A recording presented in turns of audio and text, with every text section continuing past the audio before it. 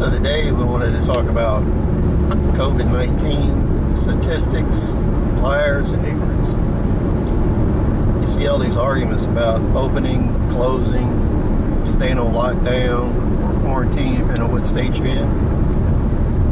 In this state, we've had 3 days of record new cases.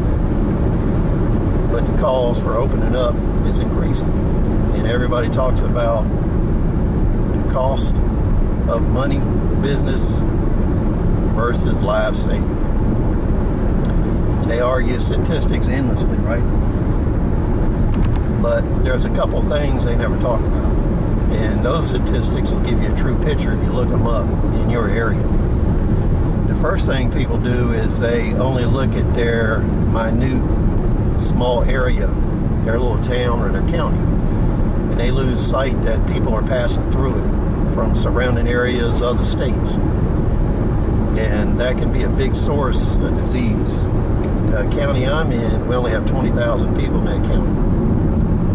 And it's a major thoroughfare between Virginia and North Carolina and other areas of North Carolina. The population there, because the income levels in business and agriculture is probably the only real big producer of money in the area. So most of the population works outside of the county. So they go to 5 areas that actually have high disease potential and have very large amounts of cases. And they come back through here, and other people drive to those same cities to work. And they drive through our area, and they commute back and forth, and they spread disease. So you can't look at only your little isolated area to see what kind of danger potential you have. The statistics you really need to look at for your state that nobody talks about, number one is total deaths of all causes. Because listing COVID as a death is only listed if it's a primary cause and if the tests are actually done to see if the person that died had it. So what you find is on death certificates that COVID is listed as secondary, they don't show up in state statistics. The other thing that doesn't show up in state statistics in this state in particular is if you have migrant workers or people from other states, North Carolina doesn't count them in the death totals. They award them back to the state of origin even though they died here. So if you look at COVID-19 and you look at total deaths from all causes, on some days is 3 to 4 times higher than what it was before. You can go check that yourself. Look at total deaths before COVID-19, after, and then look at the data from last year for total deaths at this time of year, and that gives you a better picture of deaths that are actually caused by COVID, whether directly or indirectly. And you need to look at direct and indirect causes in order to get a good idea of what's actually happening. The second statistic nobody looks at, they all say that old people are the ones dying from the disease, right? And they try to make the case that the lives of the old people not are as important as money. One big statistics for North Carolina, depending on the source you look at, you find that 40 to 55% of the total population of North Carolina has a suitable underlying health condition, which would be exacerbated and made much worse with COVID.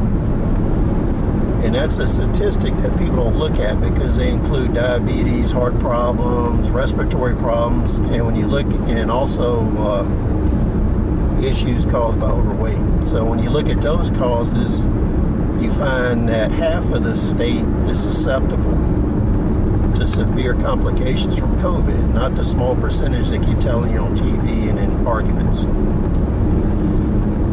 The problem with COVID and the statistics is you need to know the raw data.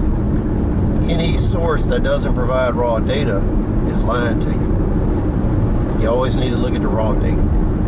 The last thing we want to look at is unemployment totals. They're much higher than what people say they are.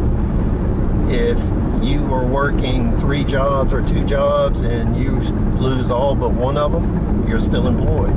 So you have multiple jobs that went away that are not counted as being lost.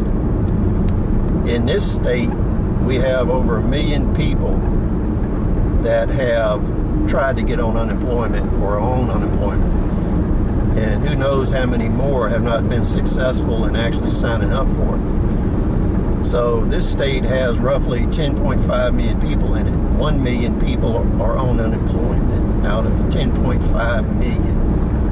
And when you think about that, over half of that 10.5 million was not in the workforce to begin with. So you have a situation where we probably have between 5 and 6 million people in the workforce, and 1 million of them are out of work that we know of.